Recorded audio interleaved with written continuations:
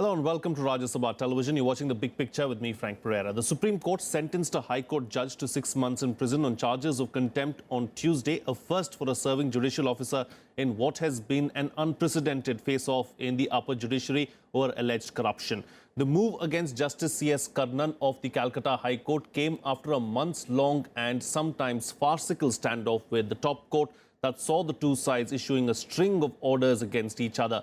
Karnan's arrest orders came a day after he sentenced Chief Justice of India J.S. Keher and 6 other judges of the Supreme Court to 5 years in jail under the SC/ST Act. The court also ordered the media to keep away from reporting anything on him. On this edition of The Big Picture, we will take a closer look at the Justice Karnan saga and its implication on the judicial system.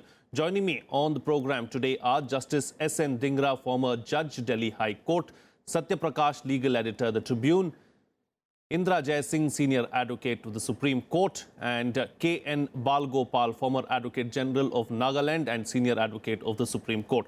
Thank you to all my guests for joining me on the program. Justice, I'd like to begin with you because we don't really want to be in soup or in trouble or get in any trouble with the Supreme Court because there is a gag order as far as this particular issue is concerned. What is it that we can cover? What is it that we can't cover?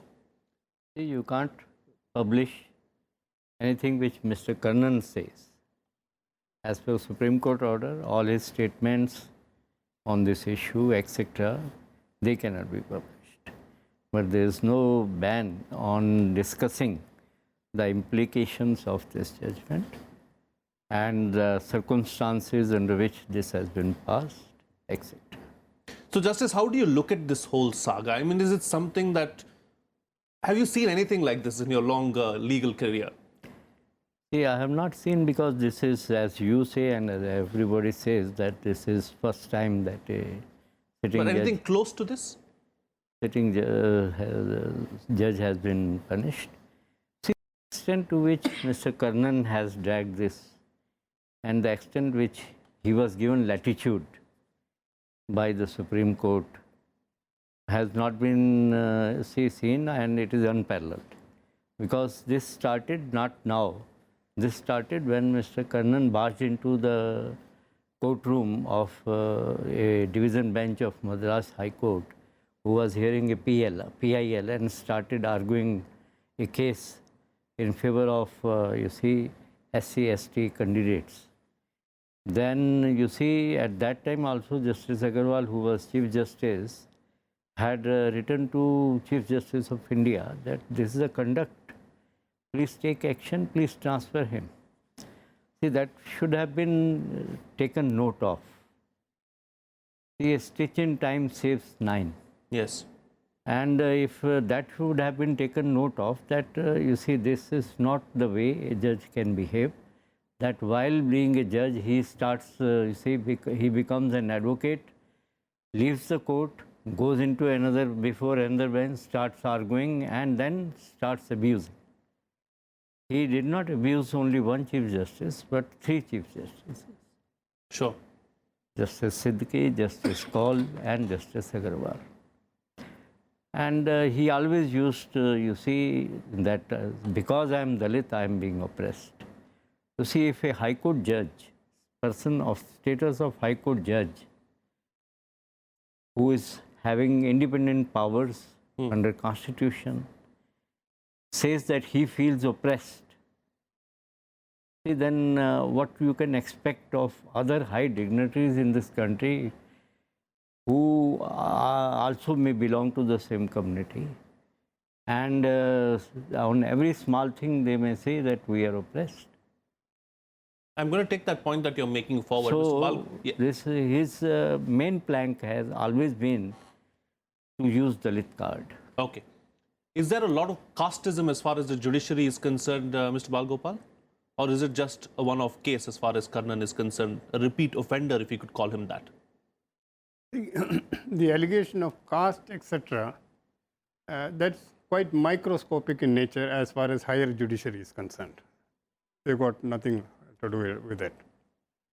The basic problem in Justice Karnan's case is that on 1st of May, the Supreme Court passed an order saying that from the tenure of Mr. Justice Karnan's press briefings and the purported judicial orders he was passing, the prima facie were of the opinion that he requires medical examination to ascertain the fact whether he is in a position to meet his defense in the case.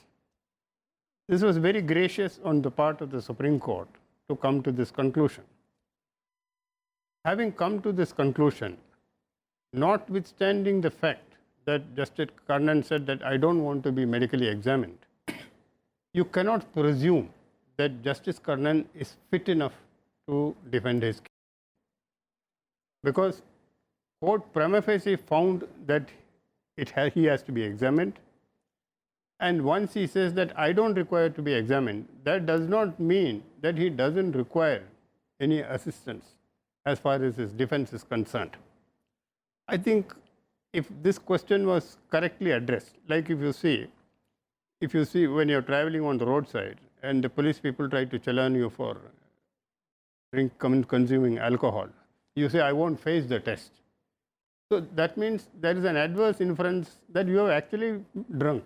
So likewise in this case, when Justice Karnan was saying, I don't require any medical assistance, well, an adverse inference should have been drawn that he actually requires it. And having made that assessment, the court should have treated him the way a person who requires such assistance ought to have been treated. Okay. Okay, so that's what the Supreme Court ought to have done so as to put an end to the subject then and there. Added to the grace of the entire issue. Sure. Maybe permitting him to continue until his term comes to an end in June and put a quietus to the matter. And they also passed this gag order towards the end.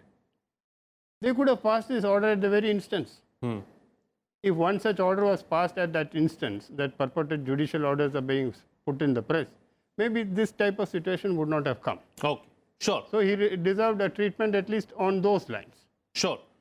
Ms. Indira Jaising, could the whole issue have been handled differently? And I want to take the point that Justice Dhingra was making earlier as well about how Justice Karnan this is not the first time that something like this has happened as far as Justice Karnan is concerned. He has done the same in the Madras High Court as well. So was it a systemic failure as well to ensure that he continued for this long?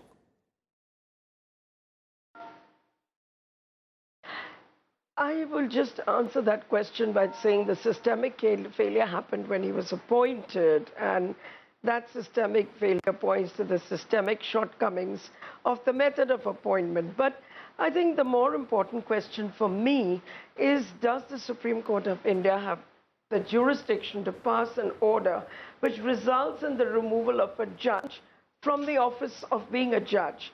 As I see it, Parliament and Parliament alone has this power under Article 217 of the Constitution of India, and I don't think the Supreme Court can, in exercise of contempt jurisdiction, pass an order which has the effect of removing a judge from judicial office. Now, let me just tell you, suppose tomorrow a judge is accused of having taken money in a case pending before him. That would also be contempt of his own court. Would the Supreme Court then step in and say, we are taking contempt of court proceedings and removing him from judicial work? Will that not be a way of circumventing the Constitution? You can give any number of examples where judges commit acts of misconduct. I would like to give you another example. There have been judges who have been accused of sexually harassing women. They are still sitting as judges and dispensing justice. There's no contempt of court action taken against them. So I question not only the power but also the manner in which this power is being exercised, both as being totally arbitrary and without any foundation in the Constitution. Okay, I'm going to take the point that you're making forward with Justice Dhingra so that we get a legal perspective as well, complete legal perspective, a judge's perspective. Is that the case, Justice Dhingra? I mean, did the Supreme Court circumvent the Constitution? You see, power to remove a judge is with the Parliament. There is no doubt about it. But power to punish for contempt is with Supreme Court and not with Parliament. So it was within the purview of the Supreme Court. It was within the purview of the Supreme Court. Now it is a criminal contempt, not civil contempt. And a judge is not immune from criminal law.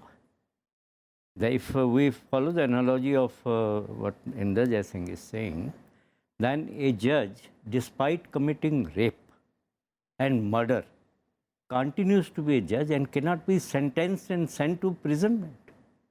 Because sending him to prison after convicting him for rape and murder would also amount to removing him from judge. If the Parliament does not step in and does not impeach him even after he has committed crime, and which Parliament has shown that it can refrain from impeaching, as it happened in the case of Mr. Ramaswamy, that Parliament refused to impeach him despite sufficient evidence.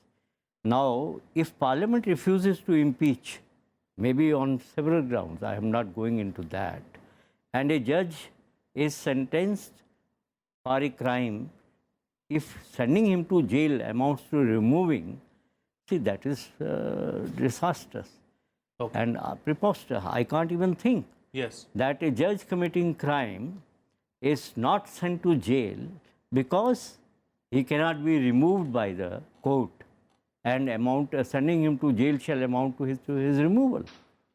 Okay, sure. Let's take the discussion forward with Satya Prakash now. Can I respond? Okay, a quick response because I want to get my other guest in as well. No, you can get your guest in. I'll respond after that. No, please go ahead. Please go ahead. We are on you right now. Please go ahead, Ms. Jaising.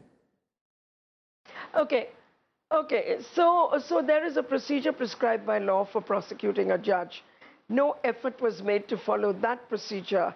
If it is alleged that he committed a criminal act, then there should have been an application for permission to prosecute him. That was not done. Secondly, why are we presuming that Parliament would not have impeached Karnan? Why that presumption?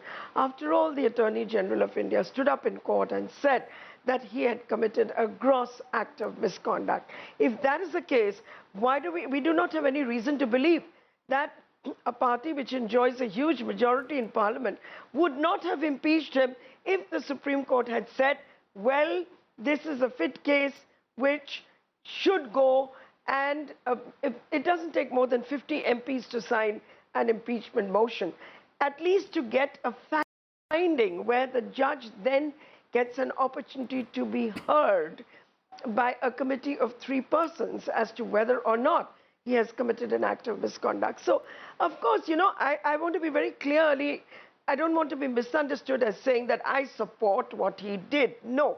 My concern, I do believe that what he did was an act of misconduct. But I also believe, because I believe it was an act of misconduct, I also believe that this case should have gone to Parliament. Okay, sure, fair enough. Let's take the discussion forward now.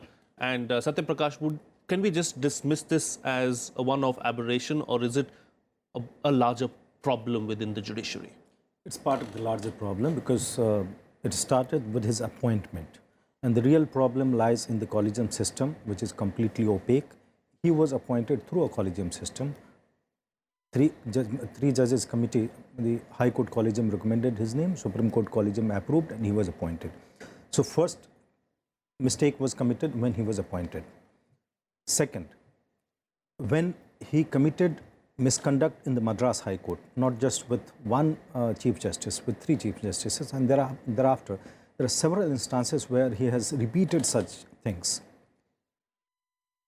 The Supreme Court judges, the collegium should have taken note of it, and a committee should have been set up, the matter should have been inquired into, and if it was misconduct, this would have recommended to the government to remove him, impeachment procedure. Every second stage also they didn't do anything. Instead, he was transferred from Madras High Court to Calcutta High Court.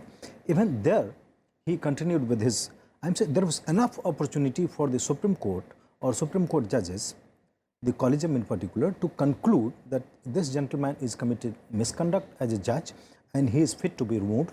Accordingly, the collegium should have recommended to the government to remove him. It has happened in the past in one judge incidentally of Calcutta High Court, Justice Soumitra Sen, that's a different thing that he could not be impeached. But this was the course available. Having said that, as Ms. Indira Jaising said, He nobody was would... he was in. Can I complete my complete. Let him complete. Ms. Jaising, let him complete and then I'll come to you. Yeah. Nobody would support what Mr. Justice Sure. Karnan said Sorry. or did. But the manner in which the entire thing has been handled by the Supreme Court, it's difficult to appreciate that. For the reason that one has been pointed out by Ms. Jaising, that the power of contempt cannot be used in such a manner so as to remove a judge. That power solely rests with Parliament. That cannot be exercised by Supreme Court. I am reminded of a decision taken by Parliament in both the houses when they took the membership of 10 or 11 MPs in cash for query scam. Even that was, the Supreme Court upheld that. But I strongly feel that if we have a written constitution and there is no provision empowering either house to remove an MP, that should not be exercised by Parliament. Unfortunately, the Supreme Court approved that in a constitution bench verdict. Here also, the Supreme Court is creating a precedent, and God forbid if tomorrow that is to be misused in future, then the entire system will go for a toss.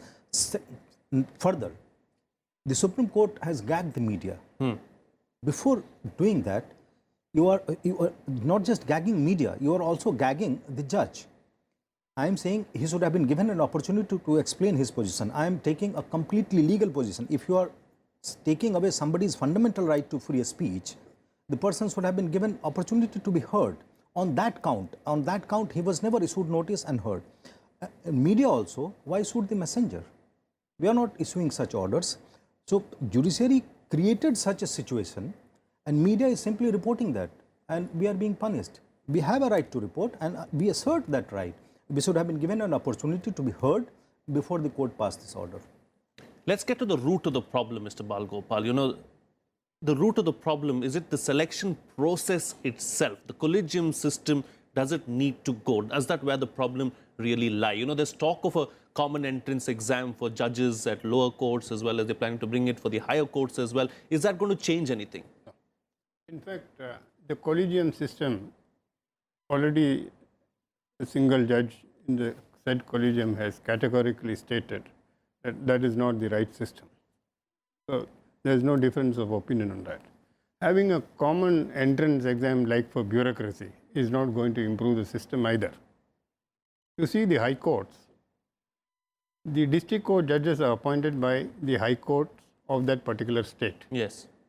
There should be a mixing of high court judges from other states also in the matter of appointment of district court judges. Judiciary in India is not Supreme Court and High Court alone. They are just a microscopic quantity of the actual judges, which constitutes magistrates, sub-judges, senior sub-judges, additional session judge, etc. So we have to see that that area of selection is perfect. Most people do not go to the High Court and Supreme Court. They only heard about it. For them, justice is the court at the district level which they see.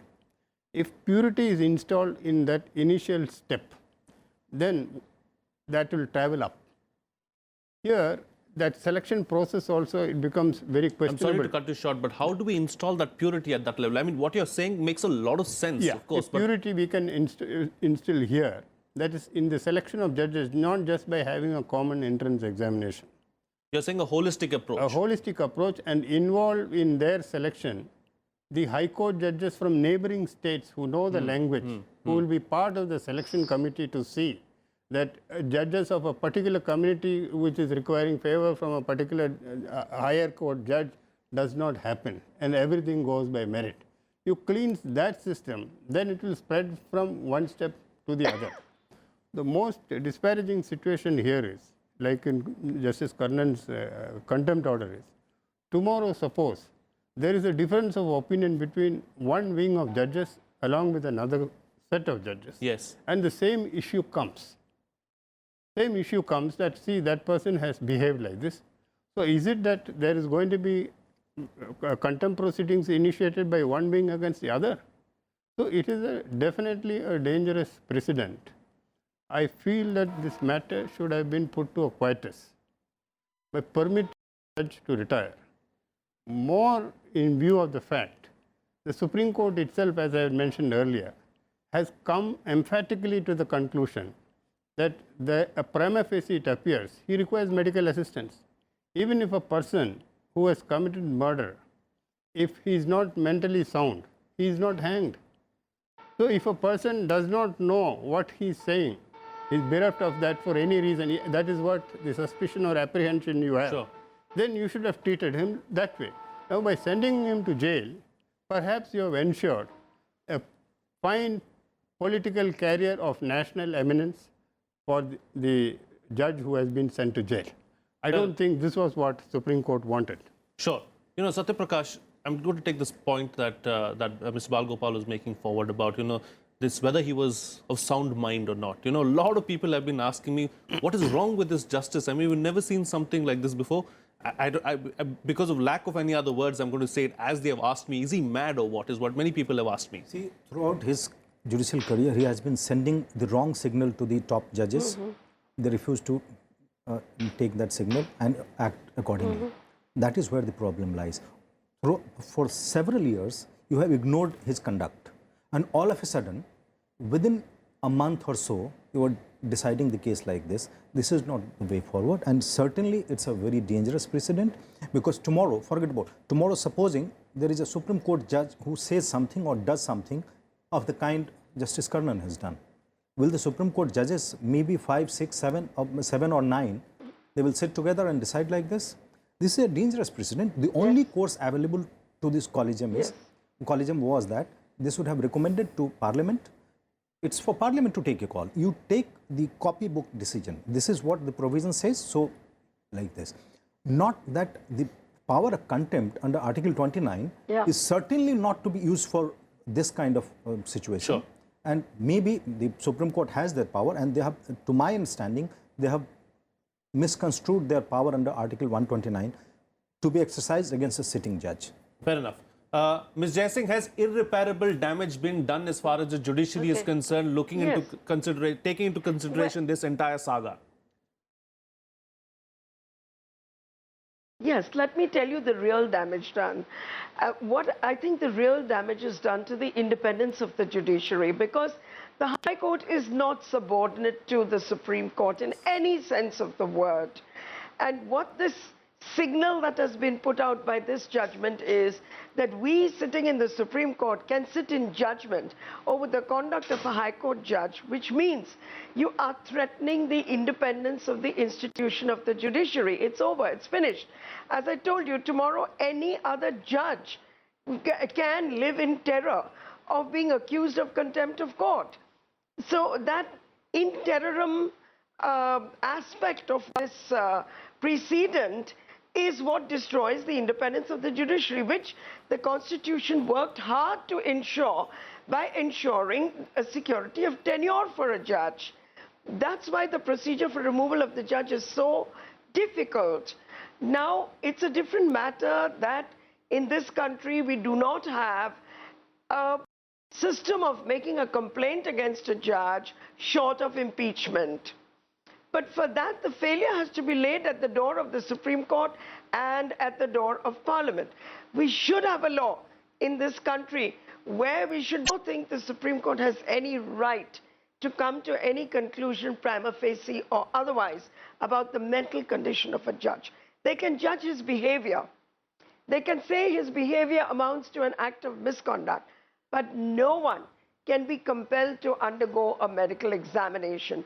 And if the judge refuses to undergo a medical examination, he has done nothing wrong, because the Supreme Court itself has said that for any procedure to be performed on you, you require the informed consent of the person who has to undergo that procedure. Sure. He did not consent to undergoing any such procedure. There's no point in telling me a person is mad. I'm not interested in knowing.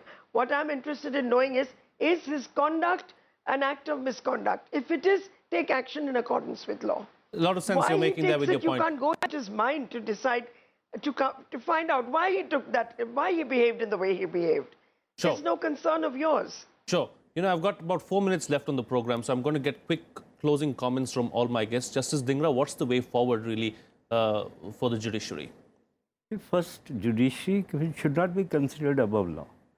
What is being proposed is that a judge is, you see, independence of judiciary is not a license to abuse. What is being proposed is that a judge, once he becomes a judge, he becomes above law. And he can abuse, he can commit crime, he can do anything. Nobody can do anything because he can be removed only by impeachment. And Parliament in our country has shown its incompetency in impeachment. Not once, but it has not impeached so far any judge. So, judge becomes law unto himself. He says, I will abuse, I will say that you are doing wrong, you are passing wrong judgment, I am sentencing you to 7 years. You see, a High Court judge, he is not under Supreme Court judge. So, he can sentence Supreme Court judge to 7 years, 10 years.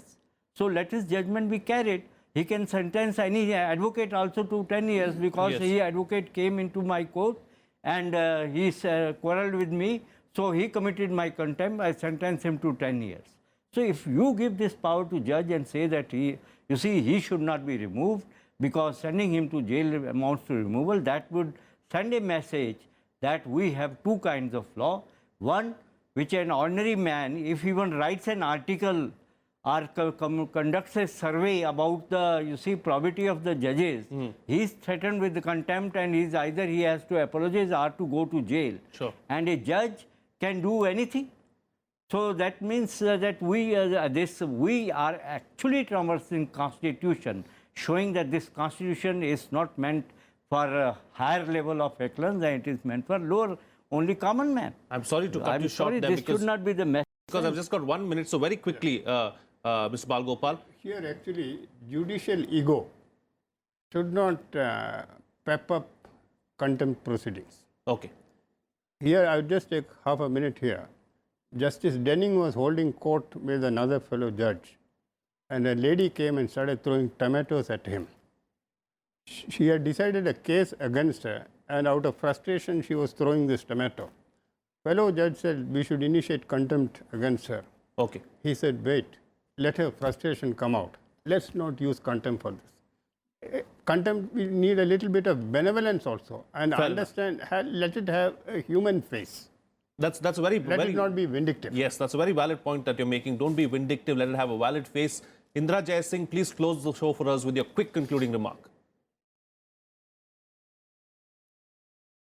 See, you know, we are living in times where a lot of institutions of society are being eroded. At such a point, we turn to the Supreme Court to uphold the laws of the land.